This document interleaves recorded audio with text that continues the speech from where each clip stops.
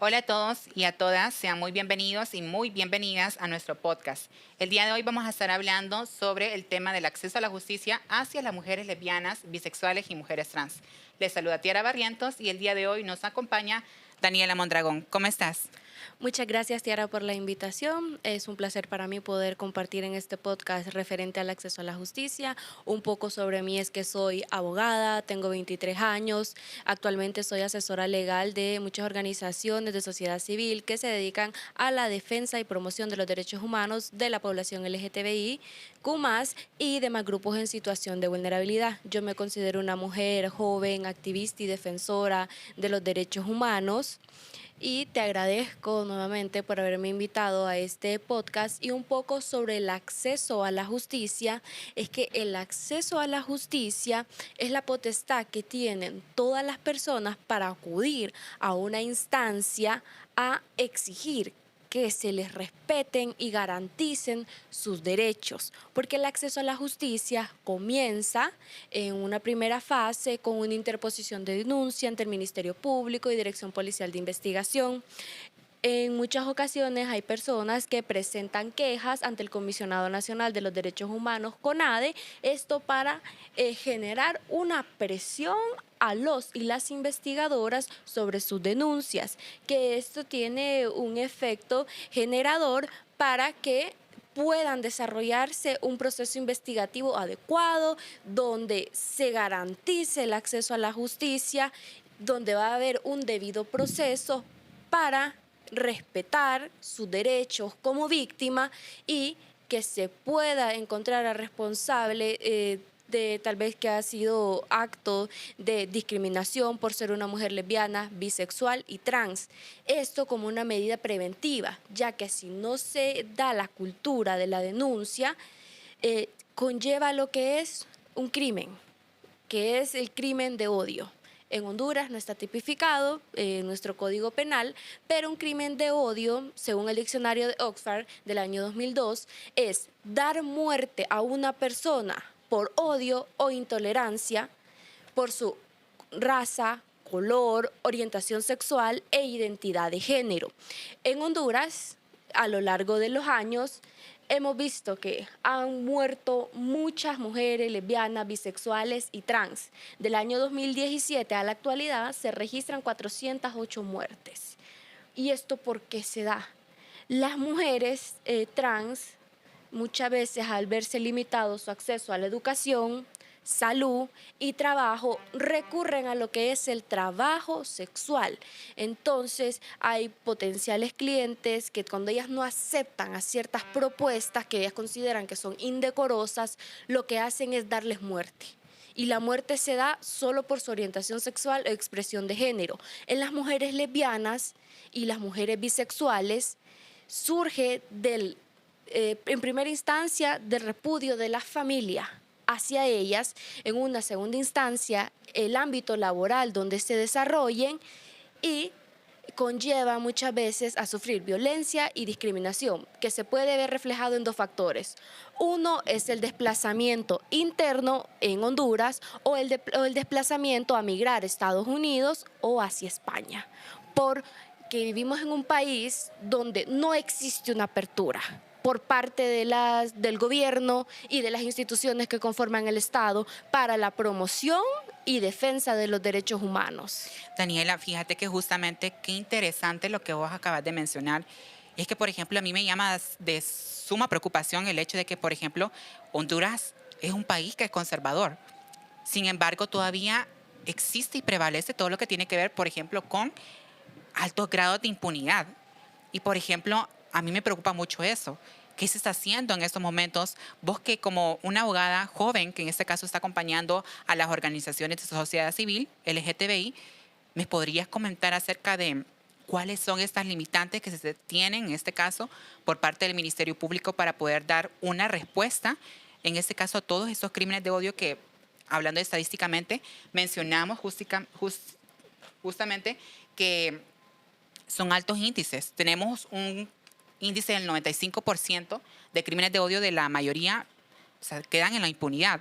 Una, porque se nos menciona justamente de que no existe o no hay un personal especializado para poder investigar a todos estos casos. ¿Qué nos podrías comentar vos? Mira, Tiara, eh, actualmente el país está afrontando la situación de que no se ha nombrado un fiscal general y un fiscal general adjunto. Por ende, se comprende que el Ministerio Público está como en un desbalance, porque los y las empleadas están al suspenso de quién va a llegar y que si quien va a llegar va a cambiar las reglas del juego, porque se presta para que sea un juego de poder.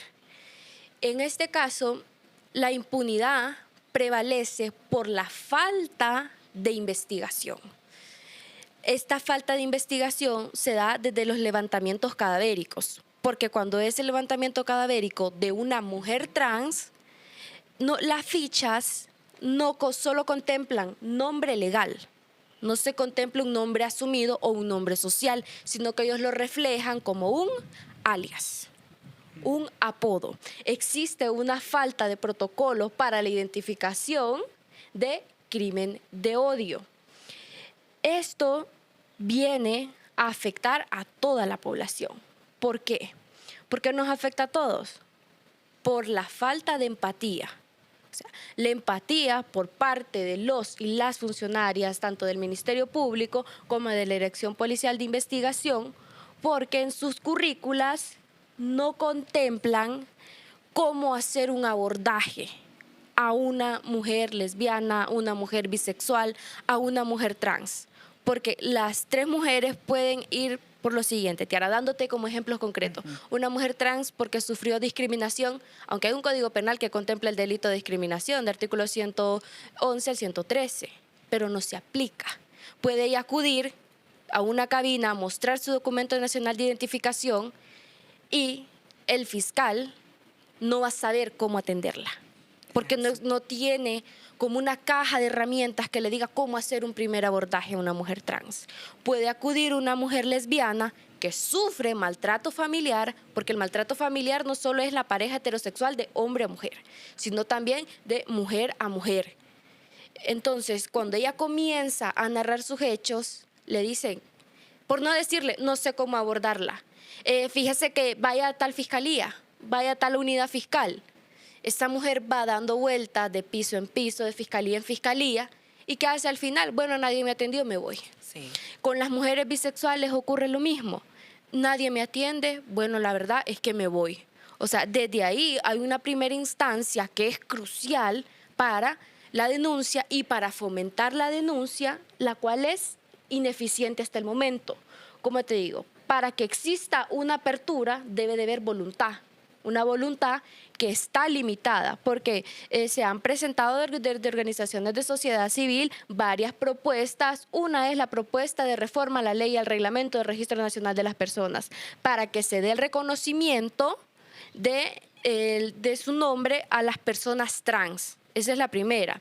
La segunda es reformar la Constitución de la República en sus artículos donde prohíbe la celebración de matrimonios entre personas del mismo sexo. Y no solo la celebración, también el reconocimiento, porque hay muchas mujeres lesbianas que ¿qué hacen? Ya tienen 15, 10, 20 años posiblemente de estar juntas y toman la decisión de ir a Costa Rica, que es el ejemplo más cercano, a contraer matrimonio con su pareja. Pero ¿qué sucede? Regresan al país y el Registro Nacional de las Personas les dice no pueden inscribir su matrimonio, no pueden tener su certificado de matrimonio porque está prohibido. Daniela, pero fíjate que a mí me llama mucho la atención, porque justamente vos mencionabas anteriormente el hecho que exista una cultura de la denuncia. Y es que básicamente la mayoría de población, en este caso representada por mujeres lesbianas, bisexuales y mujeres trans, hemos dejado de confiar en las instancias de justicia, porque no nos garantizan el verdadero acceso a la justicia, partiendo de ahí. En este caso mencionándote que, por ejemplo, habemos muchas mujeres trans que por nuestra identidad y nuestra expresión de género no nos podemos presentar a lo que son estas instancias por lo mismo, porque en este caso no existe un protocolo de atención directamente para poder abordar esos temas. Entonces, a mí me llama mucho la atención el hecho de que esos protocolos no sean implementados.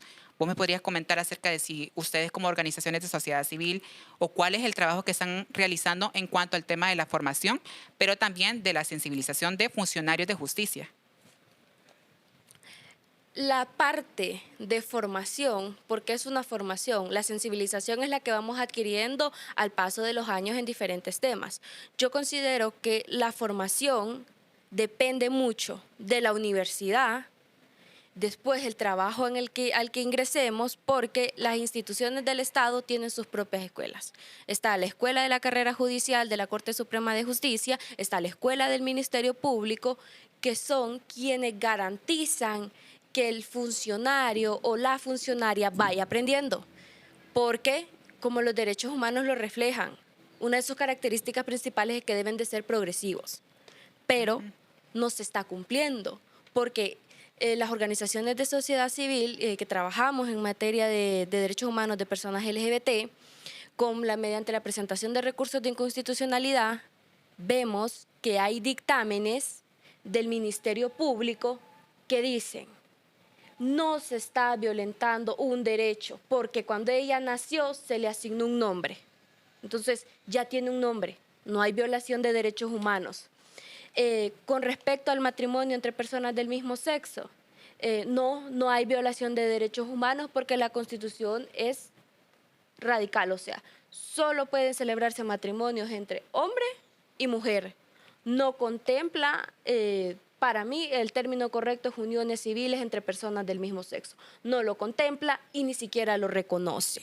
Entonces, esta es una limitante, porque como te decía, el acceso a la justicia es la potestad que tengo yo como persona de acudir a una institución, exigir que se me respete un derecho a mí y no solo quedar en una estadística, porque posiblemente aquella mujer trans, lesbiana, bisexual, acudió, le tomaron su denuncia, pero solo es una estadística más en el operativo mensual del Ministerio Público.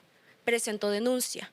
Si presenta una queja ante el Comisionado Nacional de los Derechos Humanos, solo es el dato que presentó, porque no hay cifras exactas de cuántas quejas y denuncias se presentan, cuántas pasan a un proceso judicial, cuántas obtienen sentencia. O sea, solo es el dato de que presentó. ¿Y presentó quién? Tantos hombres, tantas mujeres. Daniela, pero algo muy importante también es sobre esa voluntad que tendrían que tener los funcionarios de justicia para que puedan, en este caso, garantizar el verdadero acceso a la justicia. Sabemos que todavía estamos en la impunidad, todavía estamos en ese proceso, por ejemplo, de elección del fiscal general y fiscal general adjunto, que para las organizaciones o para las personas LGTBI es sumamente importante, porque sabemos que estas personas, que en este caso sean electas, tienen una gran responsabilidad para poder fortalecer justamente al Ministerio Público.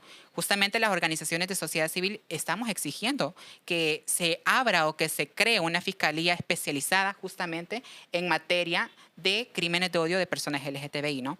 Pero es algo muy importante también mencionar que este podcast es sobre el acceso a la justicia de las personas lesbianas, bisexuales y mujeres trans, y que además también nos puedan seguir y que le puedan dar pues su like a través de las redes sociales, a través de Facebook, de Instagram y de YouTube. Sin más, Daniela, pues para mí ha sido un placer enorme. Creo que esta información que nos estás proporcionando nos ayuda bastante. Hay que visibilizar todo este tipo de acciones, tanto de discriminación, pero sobre todo la violación a un derecho que es fundamental y es el acceso a la justicia para personas LGTBI. Muchas gracias, Tiara, por haberme invitado a este podcast y como un poco para concluir, yo considero que primero debemos de partir de la empatía. O sea, la empatía es que yo me ponga en tu lugar. O sea, que me ponga en el lugar de qué sufrís vos como mujer trans, como mujer lesbiana, como mujer bisexual, para que lo pueda implementar, para que yo pueda ser aquel generador de cambio donde yo conozco los principios de Yogyakarta, que en su artículo 3 dicen que se debe respetar la personalidad jurídica de una persona, yo lo replique, lo haga ver en una denuncia, un requerimiento fiscal, una sentencia. O sea, para mí ese es principal, pilar fundamental. Después debe haber la empatía por parte de las personas que son superiores jerárquicos en una institución. Y también tener la voluntad política por los y las 128 diputados y diputadas del Congreso Nacional de la República para aprobar leyes y políticas que garanticen el acceso a la justicia y respeto, goce y disfrute de los derechos humanos de las mujeres lesbianas, bisexuales y trans. Muchísimas gracias, Daniela. Y algo muy importante que en este caso te quiero decir es de que te agradecemos por la colaboración, por el acompañamiento que das hacia la población de mujeres lesbianas, bisexuales. En este caso también, yo siempre lo menciono, no es necesario ser parte de una población para ser parte de una lucha. Así que muchísimas gracias. Muchísimas gracias, Tiara, por la invitación.